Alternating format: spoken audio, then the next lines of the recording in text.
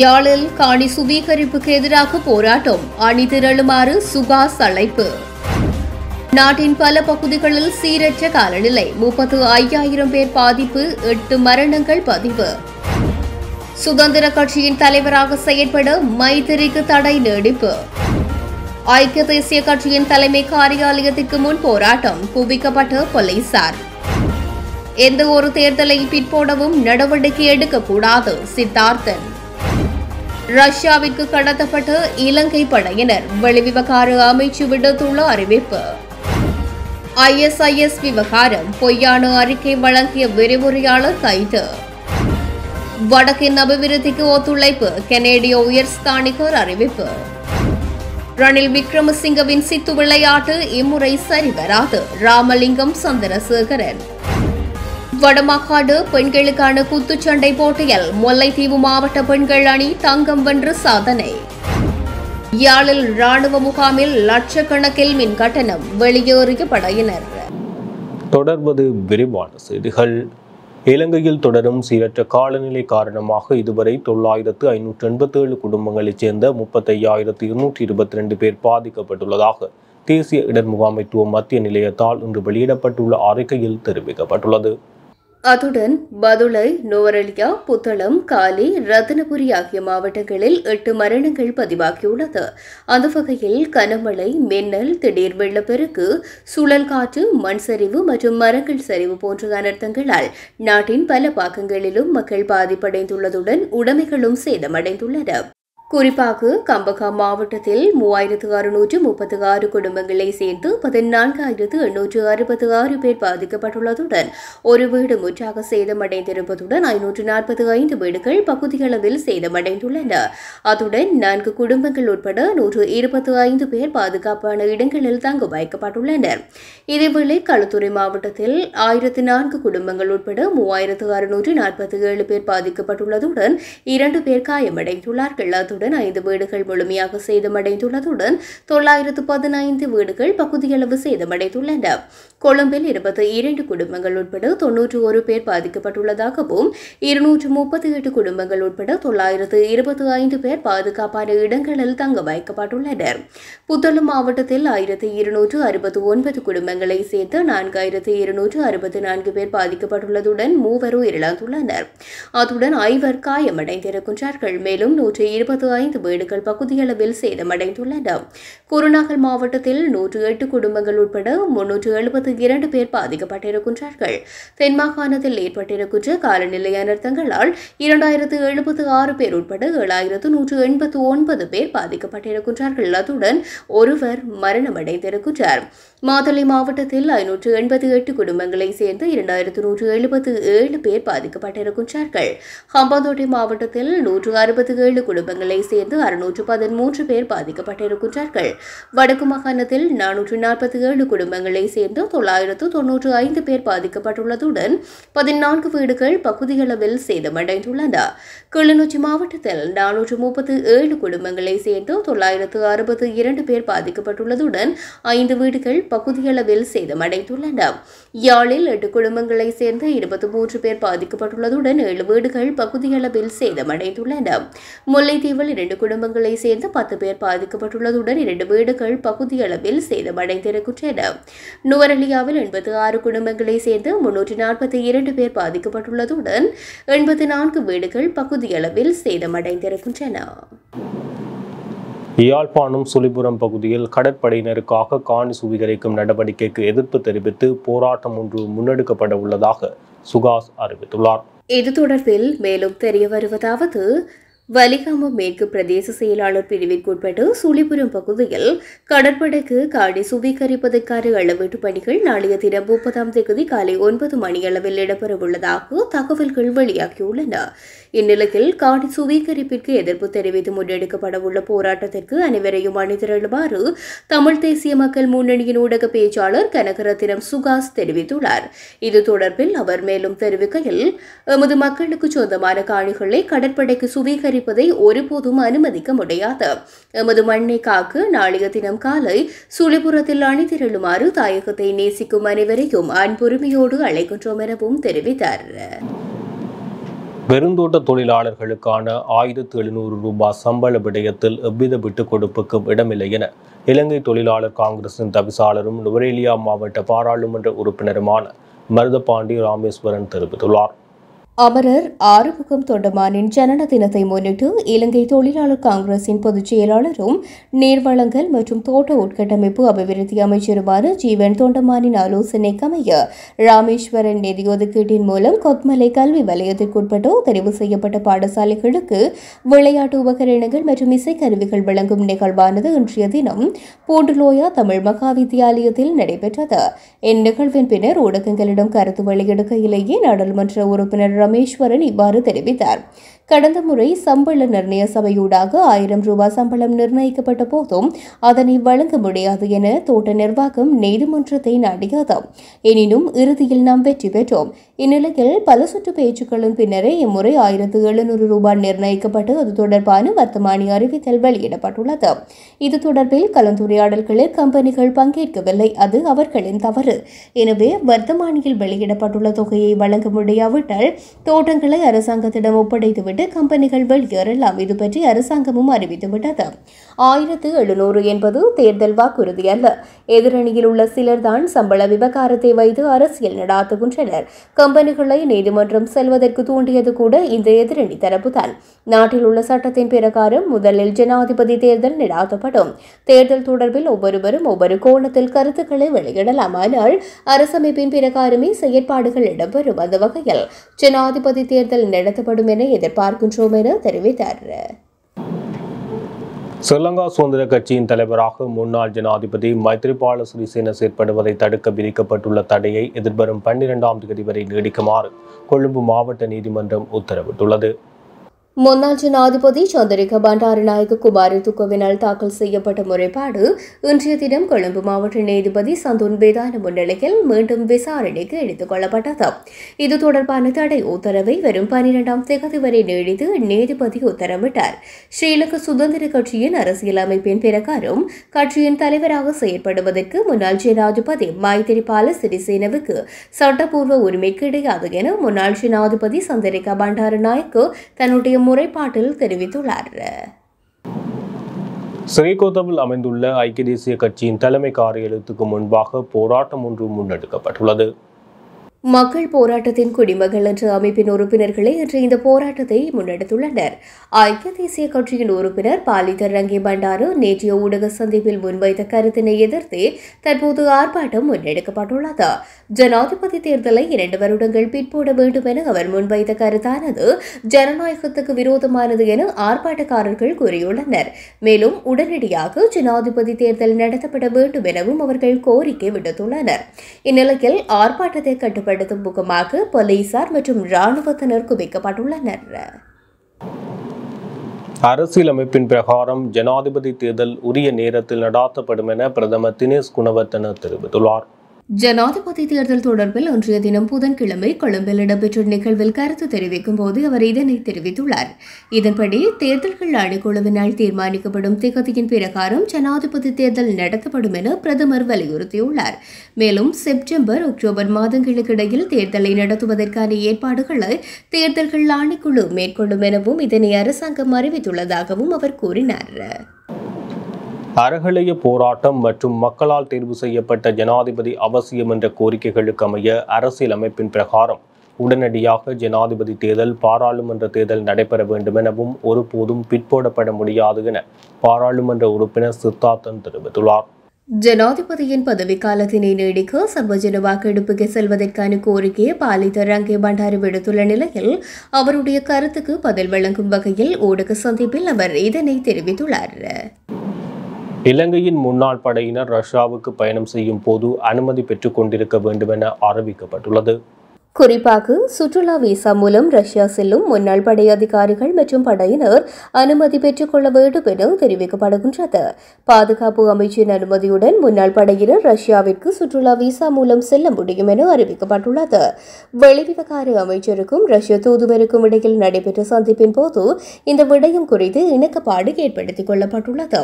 சட்டவிரோதமான முறையில் சுற்றுலா விசாக்களில் ரஷ்யா சென்று இலங்கையின் முன்னாள் படையினர் ரஷ்ய வாடகை படைகளில் இணைந்து போர் போரிடுவதாக குற்றம் சுமத்தப்படுகின்றது.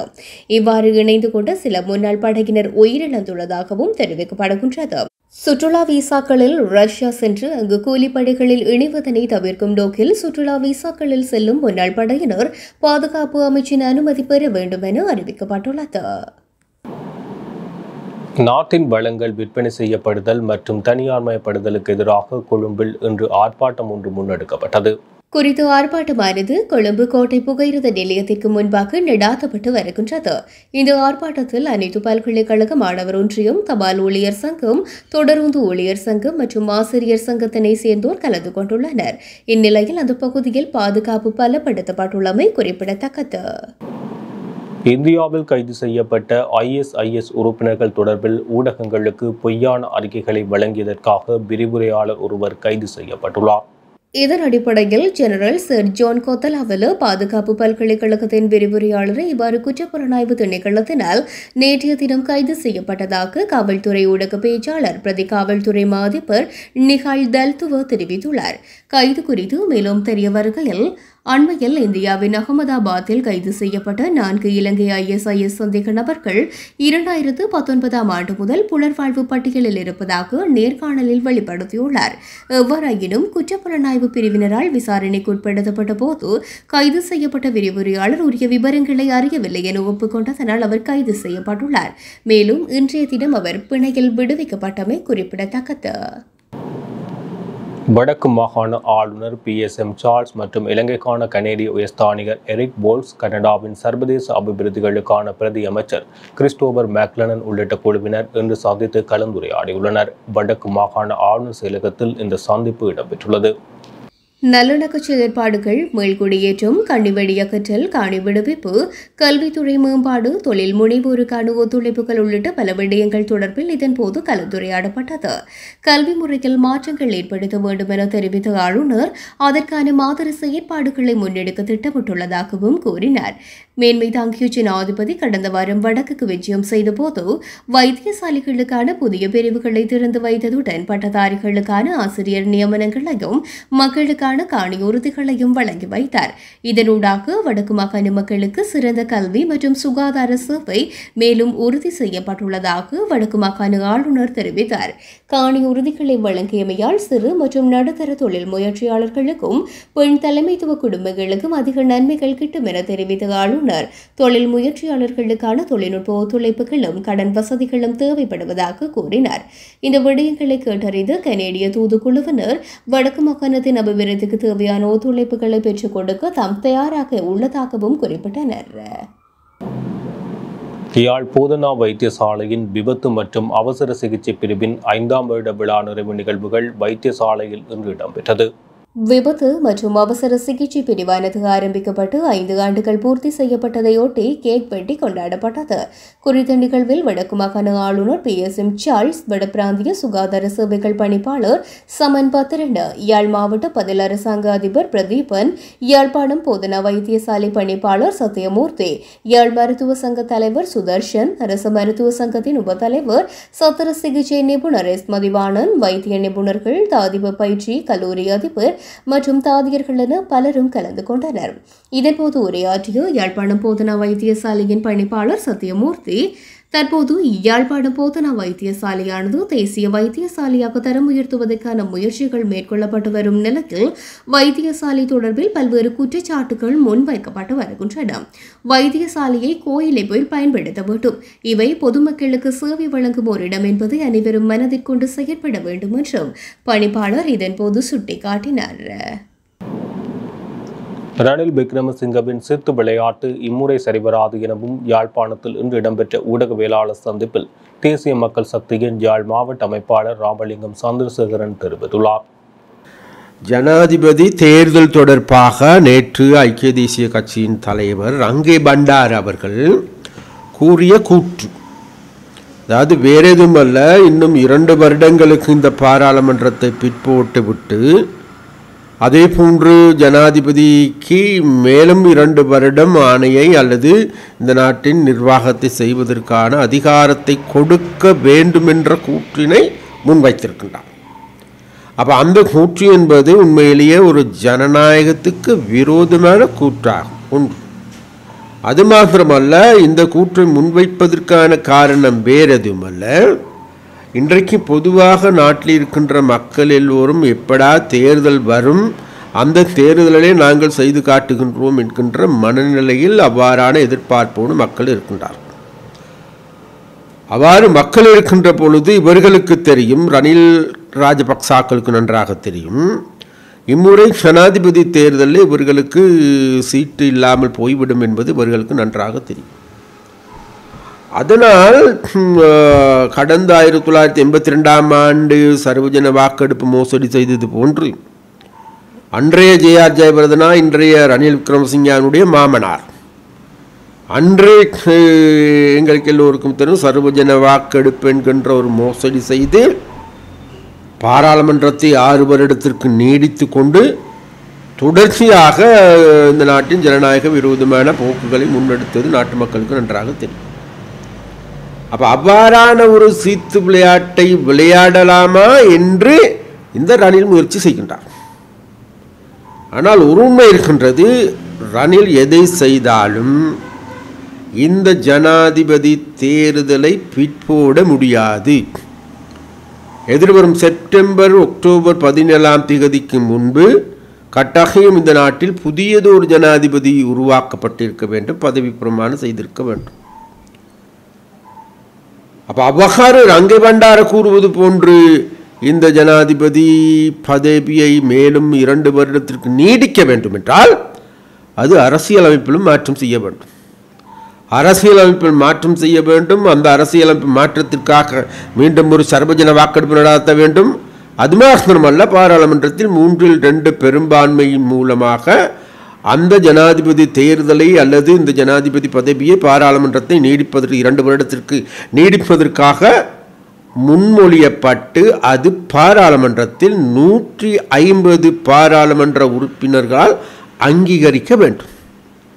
அவ்வாறு அங்கீகரித்தவுடன் இல்லாது அது மக்கள் ஆணைக்கு விட்டு சர்வஜன வாக்கெடுப்பு மூலமாக இதை மக்களிடம் அங்கீகாரம் பெறவும் வேண்டும்.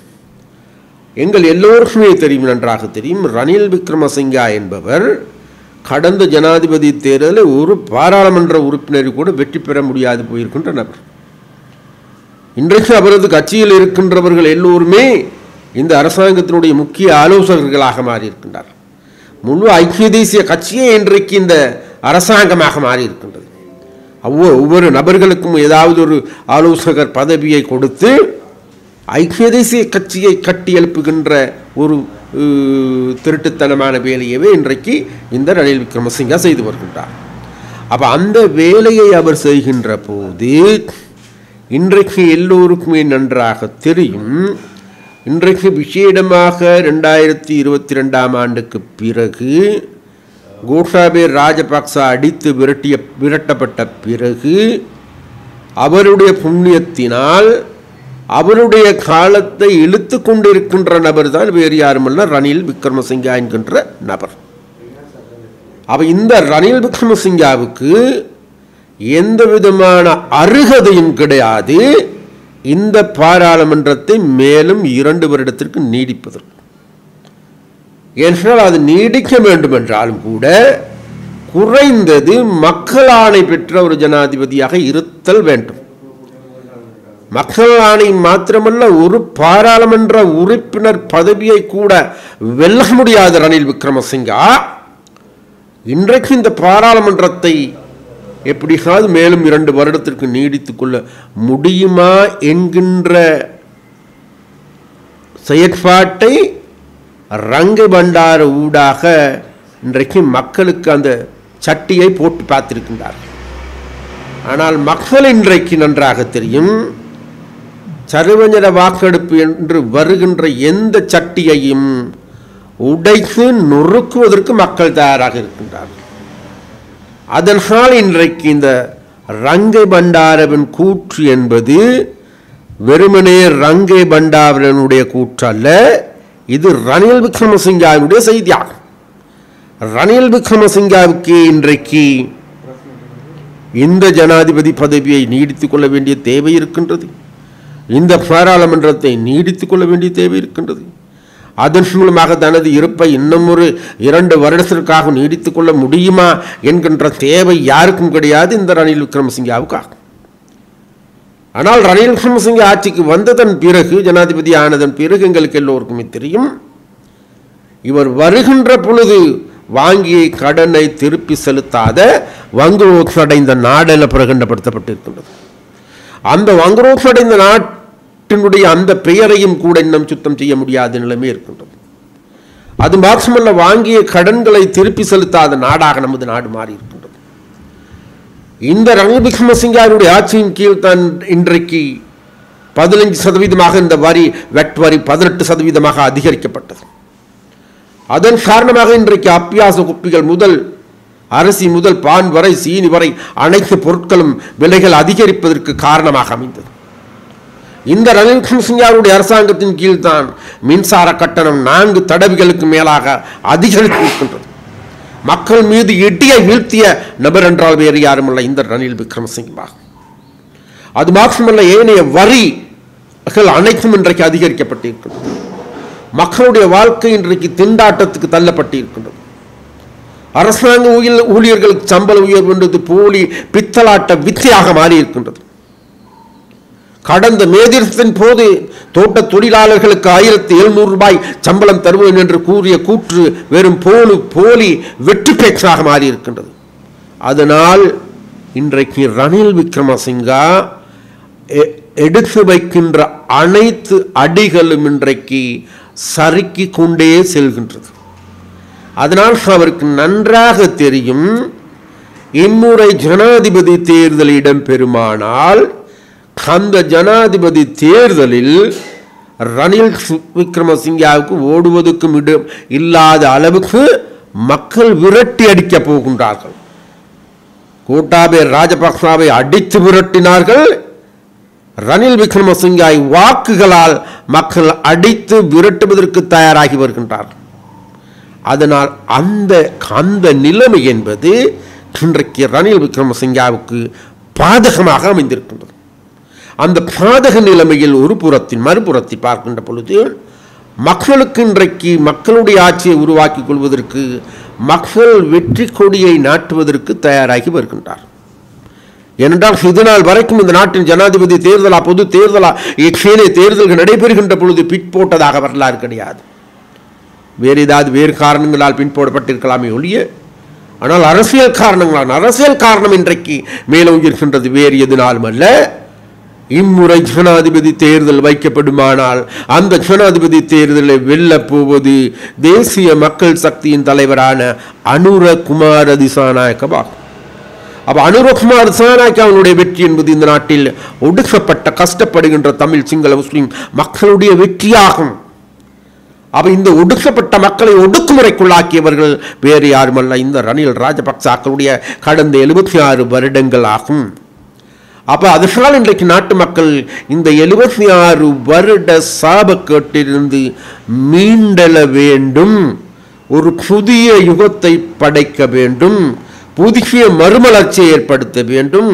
அதை செய்யக்கூடிய ஆற்றல் உள்ள ஒரே கட்சி தேசிய மக்கள் சக்தி என இன்றைக்கு மக்கள் தெரிவு செய்திருக்கின்றார்கள். அதனால் மேற்கொள்ளப்படுகின்ற அனைத்து கருத்து கணிப்புகளிலும் அனுரகுமார திசாநாயக்கா வெற்றி பெறுகின்றார். தேசிய மக்கள் சக்தி வெற்றி பெறுகின்றது. அதனால் இன்றைக்கு இவர்களுக்கு ஆட்டம் கண்டிருக்கின்றார்கள். தேசிய மக்கள் சக்தி ஆளும் பட்சத்தில் நிச்சயமாக இந்த நாட்டை 76 வருடங்களாக நாசம் செய்தவர்கள் பதில் சொல்லியாக வேண்டும். அதற்கு பயந்து நடுங்கி கொண்டிருக்கின்ற இவர்கள் எப்படியாவது வேறு ஏதாவது சித்து விளையாட்டுக்கள் விளையாடலாமா என்று எண்ணி பார்க்கின்றார்கள். ஆனால் எந்த சித்து விளையாட்டுகளும் செல்லுபடியாகாது என இன்றைக்கு சட்டத்துறையில் இருக்கின்ற உயர்தர நிபுணர்களே கூறுகின்ற கூற்றாக மாறி இருக்கின்றது. அதனால் ரணில் விக்ரமசிங்காவின் இந்த பாராளுமன்றத்தை 2 வருடத்திற்கு பிற்போடுவதோ ஜனாதிபதி பிற்போடுவதோ முடிவதோ இது முடியாத காரியம் என்பதை தேசிய மக்கள் சக்தியால் நாங்கள் கூறிக்கொள்ள விரும்புகின்றோம். மானிப்பாய் கிரீன் வைத்தியசாலையின் ஒரு பகுதியில் அமைந்திருந்த இராணுவத்தினர் முகாமில் இருந்தே படையினர் இன்று வெளியேறியுள்ளனர். சுமார் 4 ஆண்டு காலமாக முகாமிற்கு வழங்கப்பட்ட மின்சாரத்துக்கான கட்டணத்தை செலுத்தாத நிலையில் நிலுவையாக 4,50,000 ரூபாய் இருந்த வேளை முகாமை விட்டு வெளியேறியுள்ளனர். வைத்தியசாலை தென்னிந்திய திருச்சபையின் ஆளுகைக்கு உட்பட்டது என்பதனால் அது தொடர்பில் தென்னிந்திய திருச்சபையின் பேராயர் பத்மதயாளன் ஆண்டகியை கேட்டபோது இராணுவத்தினர் குறித்த கட்டட தொகுதியில் தங்கியிருந்தனர். அந்த காலப்பகுதியில் முகாமின் மின் கட்டணமாக 4,50,000 ரூபாய் நிலுவை செலுத்தப்படாமலே இருக்கின்றது. இந்த தொகையை இராணுவமே செலுத்த வேண்டும் எனவும் ஆண்டகை தெரிவித்திருக்கின்றனர். இத்துடன் ஜெஃப்னா கேலரியின் இரவு நேர பிரதான செய்திகள் நிறைவு பெறுகின்றது. மேலும் செய்திகளை அறிந்து கொள்ள எமது இணையதள பக்கமான www.jeffnagallery.lk என்ற இணையதளத்துடன் இணைந்திருங்கள்.